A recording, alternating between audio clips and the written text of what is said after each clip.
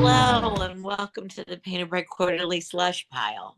We're so happy that you've chosen us among all of the literary pods out there.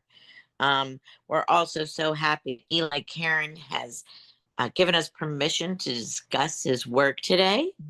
And that's what we're about to do. We're going to have an editorial meeting right in front of you. And we hope that you'll let us know how we're doing and how you would have voted on these poems and all that great stuff. So we had a lot of technical difficulties getting here. I'm exhausted. It's really early already, and I slept over my daughter, so I'm in a very different place. Never podcasted from a home in South Philadelphia, but that's where I am. And I've already couldn't log on to the Wi-Fi. The reason I'm here is to watch her dog. Her dog was hiding under her bed and not responding to my calling his name over and over again, and even saying walk and wiggling the leash and like trying so hard. And I was in an absolute panic that somehow he had gotten dog napped. So that happened, and then we all just got in, you know how it goes, Slushies, but I keep talking and I never even said my name. I'm Kathleen Volk, and I talk a lot, apparently. I'm going to bounce it all the way up to Canada. Hi, Dagne. Oh, hi, Kathy. So nice to be here. My morning started with a crash. One of our three cats is obsessed with tomatoes, and I stupidly put a whole bunch of tomatoes from the garden under a big cake dome, and she pushed it right off the counter. The dome Wow. is packed, the plate is not, but so recovered Oh, that from the dome that. was probably, the dome was probably nicer. Does she eat them or does she play, like roll them around and chase them, pretend they're mice? What does she do? She eats them. She eats them. Eats She them. is so weird. Yeah, she's weird. Yeah. So on that strange note, I'll roll it down to Jason. Hi, it's Jason Schneiderman. I'm in New York City where it's raining, and still kind of summery. It's like a little alarming, but new normal. And trying to roll with the punches. And I'm gonna toss it over to Lisa. Hello, everybody. This is Lisa Zerkle. I'm in Charlotte, North Carolina, and I'm hoping it will be fall soon. And I am going to use my moment here to encourage everybody, if they're looking for a beautiful fall mountain trip, to go to Asheville, North Carolina, which is just a year out from recovering from Hurricane Helene. And they're doing well with their restaurants and their art scene, but they need tourists to come back. So that's my plug for Asheville. Check them out if you can. And I will send it over to DC where we have Sam. Hi, everyone. My name is Samantha Neugebauer, and I am here in DC where it is rainy and moody, which is my favorite kind of weather. Um, and I also really do want to visit Asheville, actually. I really want to go stay at the hotel where Dirty Dancing was filmed. So That's in Asheville? I think so, or That's near. not the Catskills? It's not really Borscht Belt? Devastated. Wow. Lied to. I'm Hold sad on. over that part of it too. I thought for sure they were really in the Catskills. Wow. Yeah. Well, welcome everyone. Welcome. Hey, Lily. What's up? Hi, we're doing fine. Just spent almost an hour in Philly traffic trying to get here. Almost didn't make it, but we got there in the end. You Typical did always. You typical always mon come through for You us. endlessly persisted. We yes, appreciate it. typical Monday morning rush hour nonsense on top of the rain. So everyone drives like a crazy person in the rain for some reason. For some reason, yeah. Weather confuses Philadelphians. Um, you know what I'm thinking? I'm thinking that we have to contact a North Carolina Visitors Bureau and ask them to sponsor the podcast because, or at least give Lisa some kind of like most cheerful North Carolina resident or something. Like that. Some Yeah. kind of award or plaque or something. You are always so positive. You say the nicest things about Charlotte and and the whole state. It's very, very sweet. I'm glad you're happy where you are. Thank you. And Asheville really is a beautiful place, and especially this time of year with the leaves changing. So if anyone's looking for a fall visit, that's a great Yeah. place to go. And well, I'm going to talk about another minute, so they surely sponsor us. Do you know about this thing called the Swamp Trail? I think we talked about that a couple pods ago. See, we're And always talking about the Carolinas. yeah. You're not sure about it? I think it's a thing in South Carolina, but not North Carolina. Oh, okay. All right. Yeah. All right. Yeah. Well, I have a friend who recently moved there and is trying to get everybody else to go move there. So there's a lot happening in the Carolinas, I guess. And there's a lot happening right now, right here. We're about to discuss Eli Karren's poems. And interestingly, the first poem is called Mountain Laurel, which is the state flower of New Jersey. So we're always getting them circling back to Jersey too, even though I'm in Philly today. Who would like to read? I could do that. Thank you, Dagne. Thank you. Mountain Laurel. Last summer, I drank until blackout, then chatted about Cronenberg with my neighbor. My head lolled over the fence line. Even the ivy judged me. In the morning, I woke early to go to the pool, imagining a polar plunge as the ideal hangover cure. Really, it was a baptism. The purple light erupting first over the city, mirrored back across the water like a shattered jar of preserves before the orange took hold, a tiny flame cupped between hands, being blown full to life. How Old Testament of me, to dip my head beneath the current, still in the blackness, and rise to the light. To watch the old man, naked and shriveled, towel off in the cold air, speaking of a tree that was to be sheared, their bodies backlit by roosting bats and mountain laurel.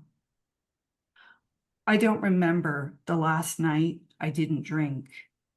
For the longest time, I said it was a response to the boredom, to the loneliness. I had kept myself distracted with NBA highlights and foreign films, with amateur pornography and Snapchat filters. In a way, I felt as though I was already dead, a ghost wearing a human suit, that at any moment I could be cracked open, that inside was the rising tide of a summer storm, turning the sky ominous and teenage. Maybe feathers, stuffing, packing peanuts.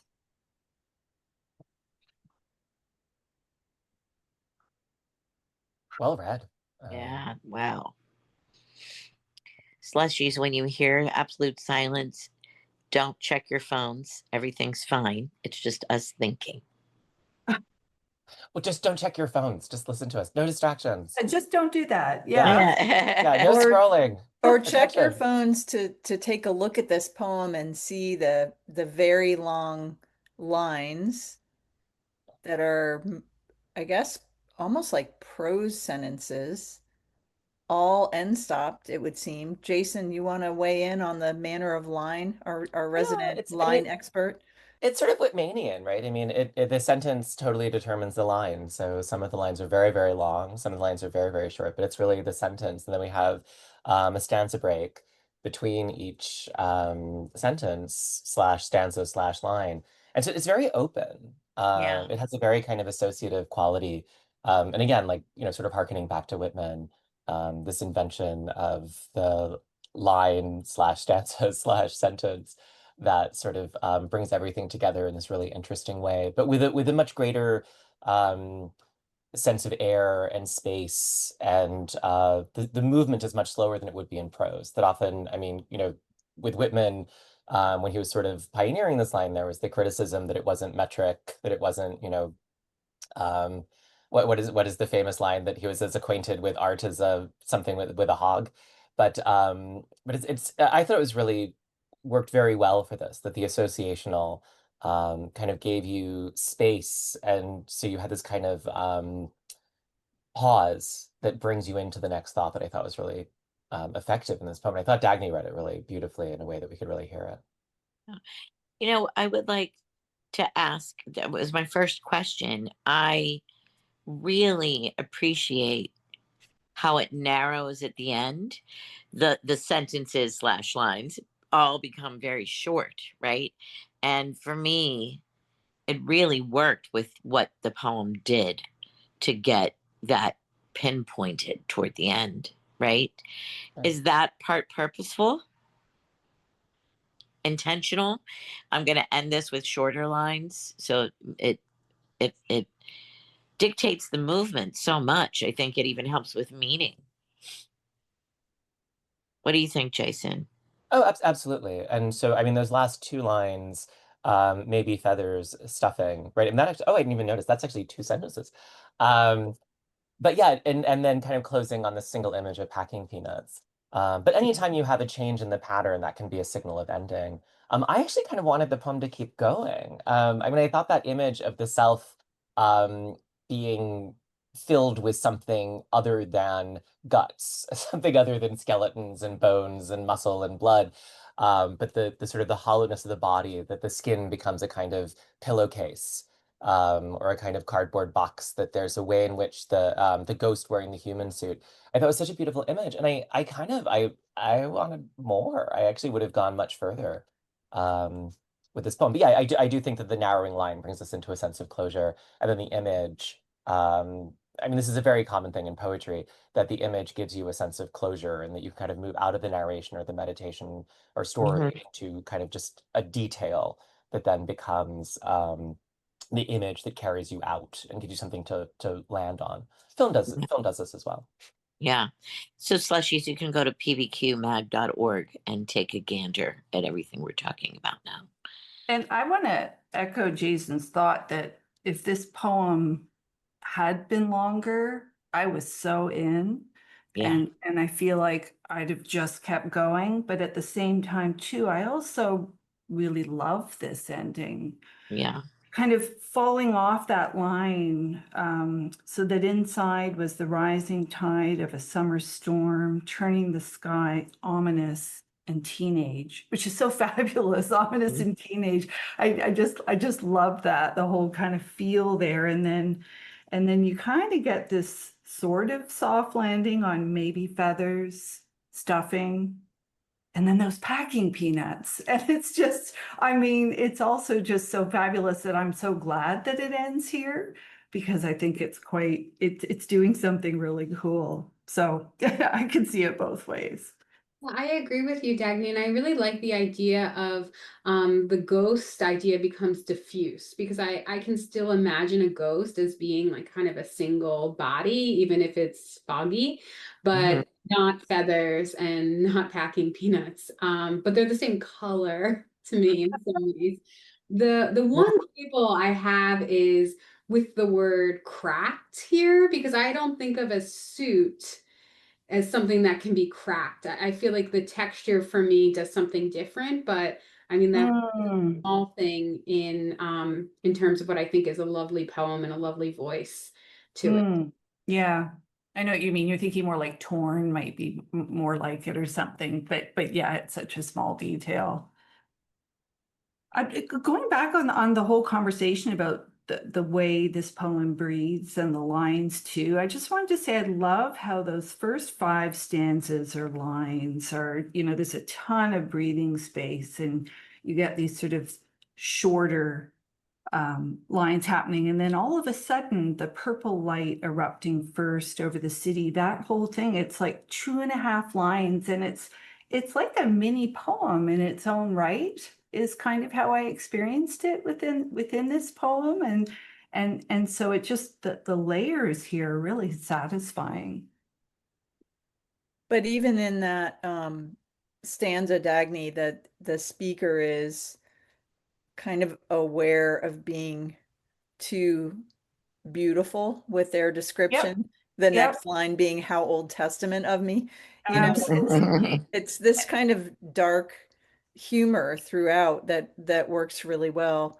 And I I don't want to belabor the ending, but going back to that, I think it is, I mean, it's such an unexpected uh ingredient that you would have, the feathers, the stuffing, the packing peanuts, but it's also kind of tragically bloodless and dry. You know, it just uh it's shocking. It's a shocking ingredient that you would have, and it's just kind of a perfect ending to this malaise, this feeling of malaise and melancholy that pervades this poem. Yeah. Well, I love the way that the pool and the cold plunge kind of brings this incredible awareness to the skin. That, you know, that feeling of the skin and even drunkenness. I mean, I sort of experience drunkenness largely as a numbness, a sort of pleasant numbness of the skin. And so there is this way in which like all of the tactile qualities of that awareness then kind of returns in the sort of ghostliness of it. And then that lack of interiority is sort of set up with that hyper awareness of the boundary with the world that I thought was really well accomplished. Oh, yeah. Absolutely. Well, I feel like this was a quick convo, but we do have a couple more by Eli Karren. Are we already ready to vote? Or, yeah? I'm We're ready to rushing vote. it? I don't want to rush anybody, but you're feeling good. Okay. Can't rush these thumbs. 1, 2, 3, vote. And it's unanimous. Woohoo! Thank you, Eli. Well, that's exciting. I love when we start off with a bang. Thank you for Mountain Laurel. That one's in. And now we're going to read Elegy for the East Side. And I said we, as if it's a collective and we could all read it at once. We are a collective, but I don't think we could all read it at once. Elegy for the East Side. Elegy for the East Side. Just tonight, walked from one end to the other, sequestered to the side street, skipping over puddles and burned books. Everything clumsy and beautiful and new. Popped in for a drink at the garden supply store. Noticed all the young couples sipping cocktails from flower pots, kissing over pinwheels and lawn gnomes. Could make out over the sound of small talk, the DJ spinning Plantasia. The wisteria and wilted chard seeming nonplussed, noncommittal. This place isn't the same since you left it. Outside, Mama Dearest, the crypto bros try to film themselves jumping a Cybertruck on a Lime scooter. Their wives hold hams in a semicircle and look slightly like a Midwestern coven. So elegant in their clear disdain. Inside the parlor, the shrill recreation of a hunting cabin. Taxidermy deer heads pepper the space between pinup girls, creating a dichotomy of destructive desire. Nothing a shot of Malort and some curly fries couldn't handle. On the corner, telephone pole advertisements proffer mass ascension and a wet t-shirt contest, a candlelit vigil at the American sniper's grave. A shotgun of Lone Stars chased down with a shotgun of Modelo. The Texas sky somehow whiter than ever. The frequencies of Bluebonnet giving way to indigo and periwinkle. The quiet streets to house shows and seances. This, so unlike the night we met. No stars, no fireworks. No strangers in the street holding sparklers as we find each other in the handsy cocoon of porch light. No, only the moon sitting on the tree line like the egg sac of a wolf spider. But on the water, a cross between a duck boat and a pedal pub tied together with purple fairy lights. Someone new, pumping her legs beside me. The first to stir more than leaf litter and carcinogenic pollen. Licking the salt from the rim of my margarita and shrugging. A shorthand to say, she is taking me home. Oh, nice read, Jason. Wow, Za. Now that one, I guess Eli loves a long poem. That one, my first reaction is I have to read it again. It was so dense and so many images. Like hearing it is not enough, but I do want to dive back in. Well, and it's fair. It's you probably can't, Slushies, you have to look at the poem in order to kind of hear the difference in the way that I think that it exists on the page. But there's no punctuation in this one. And so the line acts as the only sort of parsing. It looks almost exactly the same, except that the end stop doesn't have a period. And so there's an openness to the syntax, and it creates kind of multiple ways in which to read the reverberations of the different images. And since this one, not that the first one wasn't surreal, but since this one kind of has so many images that kind of seem to be inside and outside the realm of the possible, or inside and outside the realm of the figurative, it definitely kind of makes a different sort of demand on the reader. There's a kind of openness and a sort of set of possibilities that hover nearby in a way that the first one I think was a little bit more discrete with ETE, right? Individual, separate. Yeah, with its intent. Yeah. Yeah. There are a few commas here and there, but no periods. Something I really admire about Eli's sensibility is that his narrators seem to live in a world where plants have a lot of feelings. So in this one, the chart, yeah, and in the last one we have the ivy, and they're all thinking, maybe a little obsessed with the human. I like that, Sam. Well, it's interesting how the literal sort of keeps interfering as the figurative. That, you know, like the line outside Mama Dearest, the crypto bros try to film themselves jumping a Cybertruck on a Lime scooter. I'm assuming Mama Dearest is actually the name of the bar. I mean, I'm familiar with the Lime scooter, but it's sort of like it returns it, you know, the abstraction of marketing kind of returns with the literalness of what's being figured. And so like it sounds like it's addressed to Mama Dearest, that the mother enters the poem. That's the name of the bar, right? And the Lime scooter is very literally a Lime scooter, and yet, you know, are hams a beer? Is that like a beer I don't know about? I had to look it up because there's a whole bunch of drinks here I didn't know. Okay. Maybe just because I'm Canadian. Yeah, it's beer. Yeah. But And I know also love how that line sounds like the wives are holding hands, as if they're, you know, witches doing an incantation of some kind. Exactly. Yes. Yeah. Slightly like a Midwestern coven. I like Midwestern in there too. A Midwestern coven. An important modifier. Yeah. Is that the movie? Like a movie poster, we think? A candlelit vigil at the American sniper's grave. Do we think? Is that kind of doing the same thing, or is that a specific sniper? Where's that line? Yeah. American Sniper is great. Yeah, on the corner telephone pole advertisements proffer mass attention and a wet t-shirt contest, a candlelit vigil at the American sniper's grave. Yeah, an American Sniper is capitalized, so it does feel like it's the title of something. The proper names are capitalized and kind of give you a sense of that productness kind of entering in. Well, so and that's interesting that you said that, Jason, the productness, because a lot of these, all the beers, all of the drinks are named by their brand, you know, except for the margarita at the end. But like we've got, you know, Modelo's and Lone Stars and Hams and that Malort. I've never had it, but I've heard that it's absolutely horrible. People like dare each other to do shots of it. Yeah, it's from it's more made. Yeah. I'm not sure. I just know that the taste is supposed to be outrageously bad. It's meant more to like add to a cocktail, maybe like bitters or something. Yeah, you know, it's distilled in wormwood. I was reading. Yeah. So that's what's the word? But that line makes me want to do a snort. Yeah. And I don't know. I don't think it's hallucinogenic. I think it's just bad tasting. But that line makes me want to do like a snort laugh.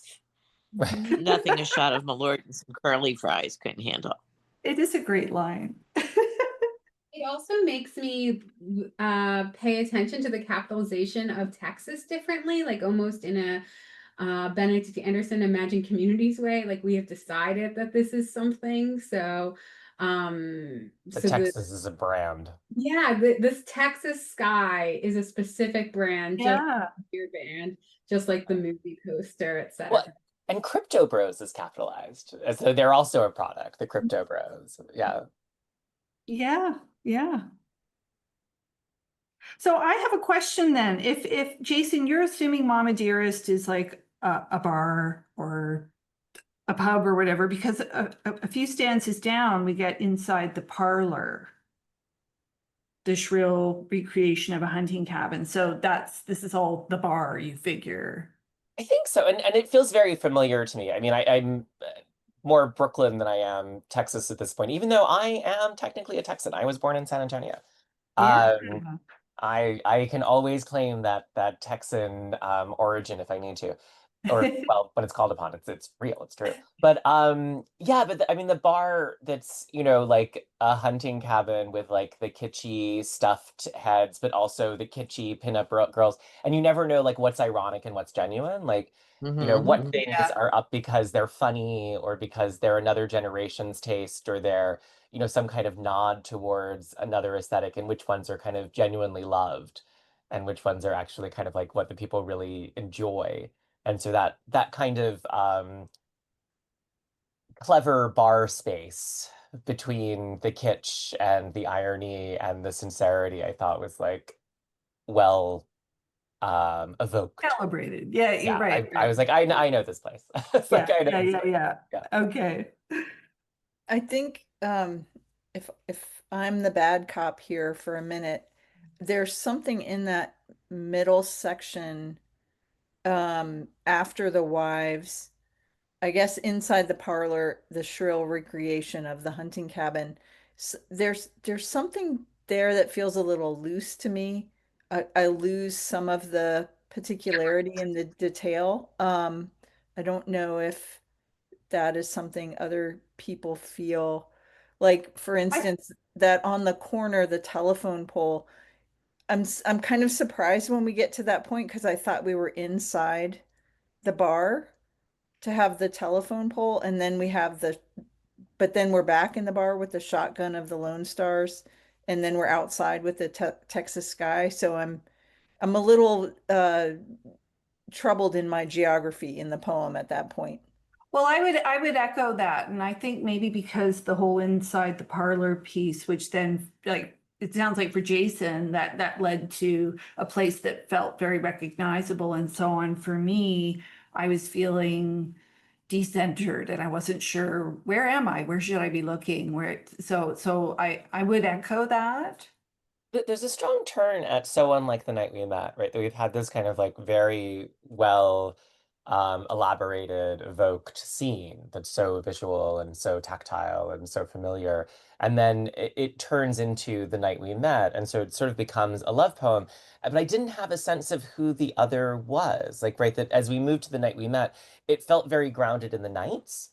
It felt very grounded in what the experience of the evening was and kind of juxtaposing the one from now to the one from the night we met. And that I wanted a little bit more of the beloved, like if it was really going to be a love poem about, this is now and I remember when we met, I needed a little bit more of us in order to kind of go along with that turn and have that juxtaposition really be meaningful and moving.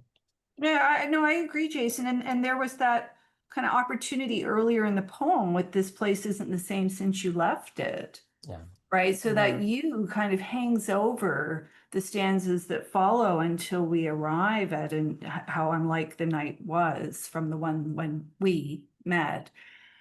And I absolutely agree with that. Yeah, and I love the two descriptors of the moon and like the moon as the egg sac of the wolf spider, and Mm, that they're on the porch together in a handsy cocoon of porch light. Those are wonderful.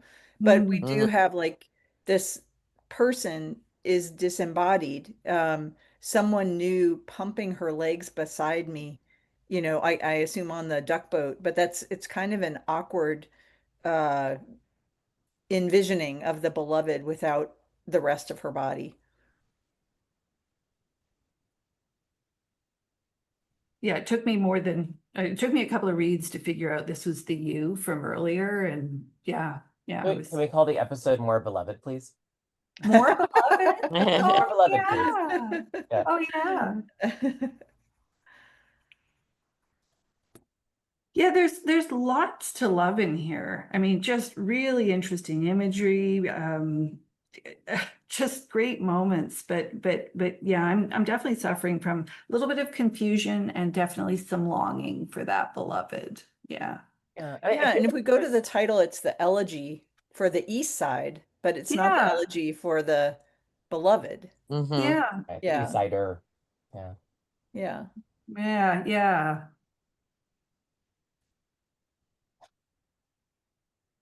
Yeah, and there's an ambition that I think is really different in this poem, that in losing the end punctuation, there's something really powerful and formal that kind of gets introduced that I'm not sure is quite um, realized yet, but is so ambitious. Like I really just was excited by the sort of the reach of this poem and kind of pushing for something new.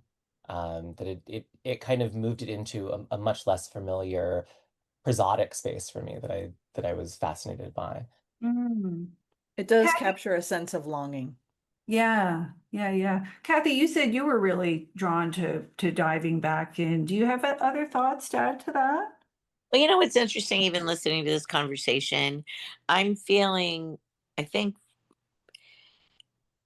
what's interesting is I do agree with those that are saying they're not quite sure of what we're getting at. And it starts as if it's a poem about place, and we get a lot of place, but then we do get this missing love. Um, and I think with all that said, though, it's not like I don't leave satisfied. I still enjoy the experience of the poem, even though I'm not quite clear on moves that were made. I still just enjoyed it, if I'm allowed to just say that, Yeah, you know, you and I absolutely want to are. dive back in, and I'm loving having this conversation. Yeah, and that's a thing in itself. I agree, Kathy.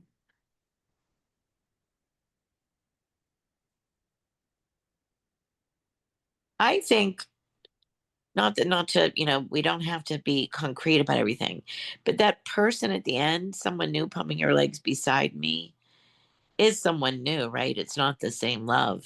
It's not remembering of the same love. It's a new person tonight, I think. They're going to go home with somebody else. That's interesting. I was really torn on that, and I ended up landing on it being the you. Yeah. Because it was, I, are we still in it being unlike the night that we met, right? Which we have a bunch of negatives, no stars, no fireworks, and so on. But yeah. But that, you water. know what it is, Dagne? It's the shrugging.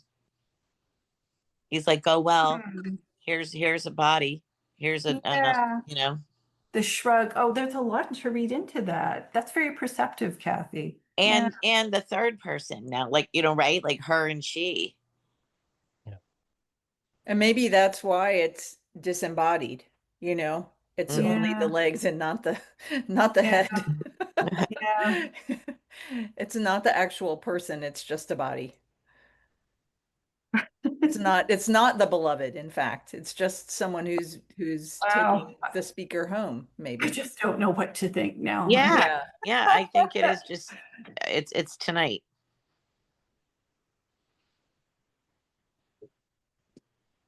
No fireworks. right?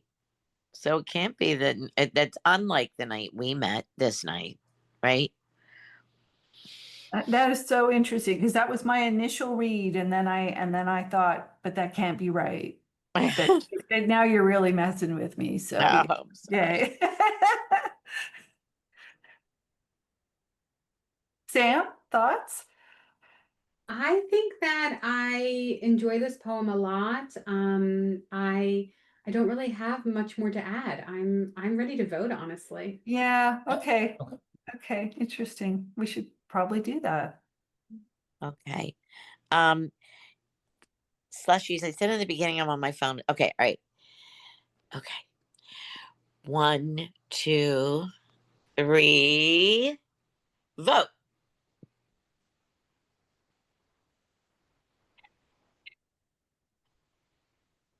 And this one's not going in. I think though we would love to see it in the future. So what do you guys think? We've spent so much time with these gorgeous and interesting and fun to discuss poems. But the third one is pretty long and I don't want to rush it. What if we have Eli Karren part 2? Oh yeah. That's a I great want more idea, Eli Yeah. Karren. Kathy. All right, great. All right, so we'll hold all of our slushies and Eli in deep anticipation, waiting to hear what will happen next. But we're really thrilled to have Mountain Laurel in an upcoming issue of PBQ.